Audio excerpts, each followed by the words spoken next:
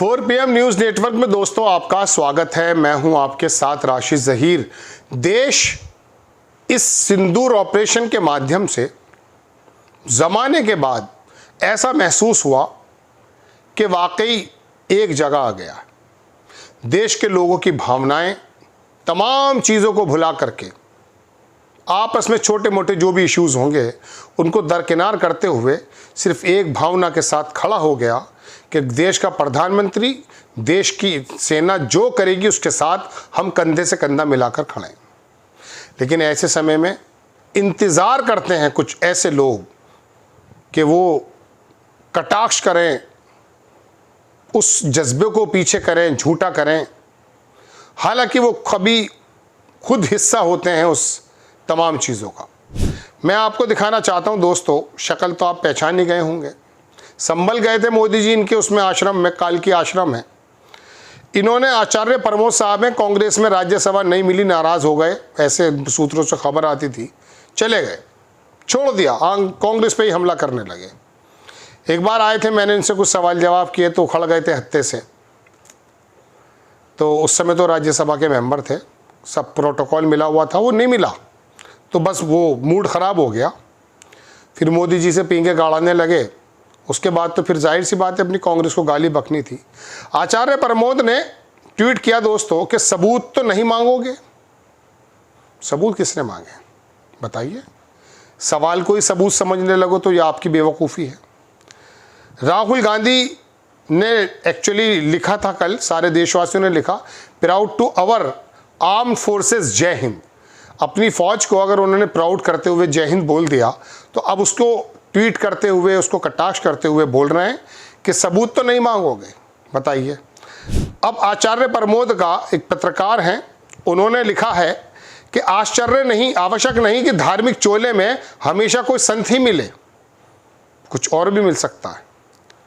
उसमें किसी सांसारिक व्यक्ति की सत्ता लोलुप महत्वाकांक्षा भी सड़ सकती है।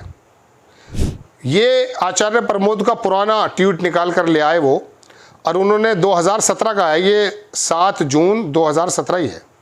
इसमें लिखा, कश्मीर में फिर आतंकवादी हमला और फिर कई जवानों की शहादत इस बात का पक्का सबूत है कि स्ट्राइक सर्जिकल नहीं फर्जिकल है। फर्जिकल है। जब कभी 2017 में या 18-19 में जो भी कभी उस समय रहा हो, जब सर्जिकल स्ट्राइक की गई तो उसे फर्जिकल बता रहे थे ये आचार्य प्रमोद। लेकिन जैसी पाला कूद करके भारतीय जनता पार्टी के खेमे में गए तो राहुल गांधी को कटाक्ष करने लगे। राहुल गांधी इनको सीरियस लेते भी नहीं हैं। लेते तो इन्हें राज्यसभा भेज देते, क्योंकि मालूम था कि ये सिर्फ इसी चीज़ के अंदर खुश हैं। ये बात तो मैंने एक आदमी की दिखाई। अब मैं आपको एक साहब की और दिखाऊंगा, उन्हें भी मंत्रालय नहीं मिल रहा है, वो भी बड़े फड़क रहे हैं। बिहार से आते हैं, देख लीजिए शक्ल आपकी स्क्रीन पर लगा दी है मैंने। मल्लिकार्जुन एक तरफ कहते हैं, मल्लिकार्जुन एक तरफ कहते हैं कि हम देश के साथ खड़े हैं और दूसरी तरफ देश को कमज़ोर करने की कोशिश कर रहे हैं। दरअसल मल्लिकार्जुन खड़गे साहब का एक बयान आया था दोस्तों अभी 2-4 रोज़ पहले कि कश्मीर के बारे में जो मोदी जी ने कहा था, इसमें लिखा है कि दिल्ली बीजेपी सांसद रविशंकर प्रसाद ने कांग्रेस राष्ट्रीय अध्यक्ष मल्लिकार्जुन खड़गे के बयान की निंदा करते हुए कहा कि पहलगाम हमले में वो एक तरफ साथ होने की बात करते हैं, दूसरी तरफ पीएम मोदी के बारे में ऐसा बोलते हैं। इससे बड़ा गैर जिम्मेदाराना बयान नहीं हो सकता। मल्लिकार्जुन खड़गे ने कहा कि पीएम मोदी कश्मीर इसलिए नहीं गए क्योंकि उन्हें पता था कि यहाँ हमला होने वाला है। मोदी जी ने वाकई वहाँ पे कैंसिल कर दिया था, लेकिन ये बात इस समय है नहीं करने की, बहुत सारा समय पड़ा है। अभी तो फिलहाल देश को एकजुट होकर के दरअसल दुश्मनों को जवाब देना है। लेकिन ये देख रहे हैं आप, इनको ये समझ में नहीं आ रहा है कि यार ये शिरे जो है किसी प्रकार से हमें क्यों नहीं मिल पा रहा है, इसमें राहुल गांधी भागीदार क्यों बन रहे हैं, देश का एक आम आदमी भागीदार क्यों बन रहा है। अरे सभी की तो जीत है भाई, सभी की तरफ से अटैक है, पूरे भारत की तरफ से। सब लोग अगर इसको कॉन्ग्रेचुलेट करना है सेना को, प्रधानमंत्री जी को, तो देश ही तो कर रहा है, आपको इसमें परेशानी क्या है। लेकिन देख लीजिए आचार्य प्रमोद, अब ये क्या बताएं आपको, किन चोलों में आकर के भारत का जो आम दर्शक है ना, आम वोटर जो है, वो इतना कंफ्यूज हो गया है, पता ही नहीं चलता है कि ये भगवा वस्त्र के अंदर कोई वाकई छुपा हुआ है संत या कोई शैतान छुपा हुआ है, मालूम ही नहीं पड़ पाता है।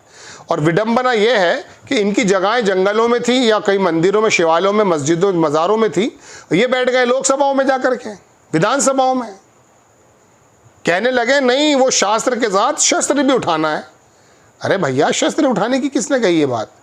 संविधान का लागू कराना शस्त्र उठाना थोड़ी ना है। अगर कोई मुख्यमंत्री ये कहता कि मैं शास्त्र के साथ शस्त्र तो उठा रहा हूँ इसलिए राजनीति उसमें आ गया हूँ, तो यहाँ शस्त्र कहाँ उठाए जाते हैं बताइए? यहाँ तो संविधान को लागू करने के लिए जो हमारे फोर्सेस हैं, जो हमारी विभाग है, उनको जो है एक्टिव किया जाता है। वो एक नॉर्मल प्रक्रिया है, उसे कोई भी कर लेगा।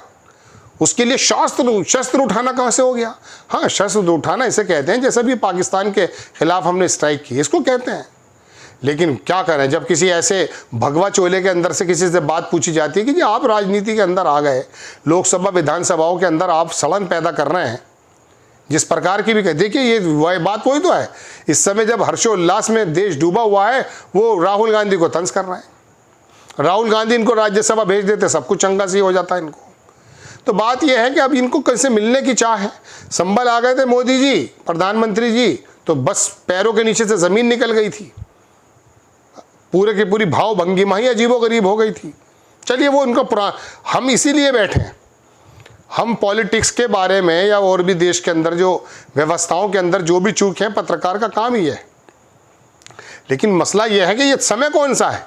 इस समय सारे पत्रकार गोदी हों या गोदी मीडिया के हों या किसी और मीडिया के, अल्टरनेट मीडिया के, सब एक ही बात कर रहे हैं कि भारत के मोदी जी और सेना के साथ हम खड़े हैं। भारत के प्रधानमंत्री जो भी कदम उठाएंगे पूरा देश साथ। लेकिन ये संभावनाएं तलाश कर रहे हैं।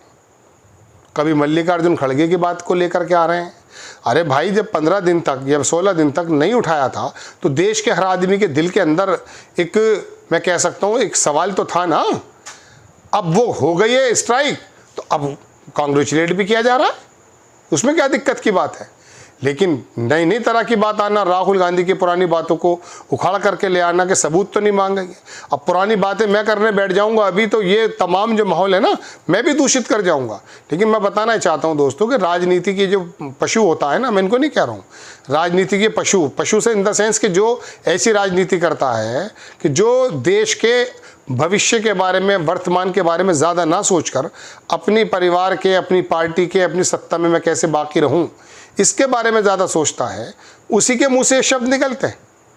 तो दोस्तों, बताने ये हाजिर हुआ था कि इस तमाम देश के अंदर जो माहौल चल रहा है इस वक्त भी इन लोगों को देख लीजिएगा, जैसे थोड़ी सी शांति होगी ये निकल करके कैसे कूद करके आएंगे, देखिएगा आप। हालांकि जो जो कमियां हैं, जो जो चीज़ें रह भी गई हैं, उसके बारे में भी बात होगी। लेकिन मैं बताना चाहता हूं दोस्तों कि ये सत्ता में रहने वाले लोग और सत्ता की लोलुपता करने वाले लोग ये किसी के होते नहीं। आपको खबर कैसी लगी अपनी राय कमेंट्स बॉक्स में ज़रूर दीजिए। चैनल को सब्सक्राइब कीजिए, शेयर कीजिए। नेक्स्ट टाइम मैं किसी खबर के साथ हाजिर होता हूँ। जय हिंद।